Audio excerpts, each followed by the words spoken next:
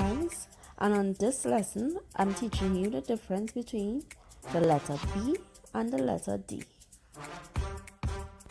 I know it could be a little tricky when teaching your 3 or 5-year-olds the difference between the letter B and the letter D. So here's a little trick when teaching your small ones how to write the common letter B and the common letter D.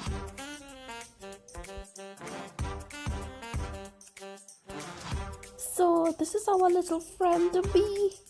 Yes, he's a common bee, but he loves to eat. So our little friend here, he has a belly.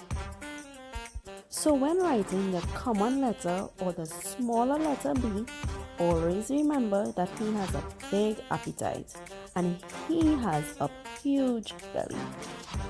And your belly is found at the front.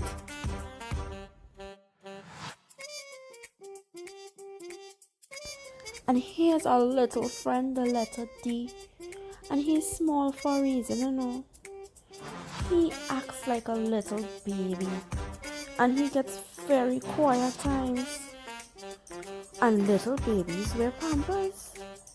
So when you see a little D or the common letter D, keep in mind that he's a baby and he wears a diaper. And a diaper is found at the back. Isn't it?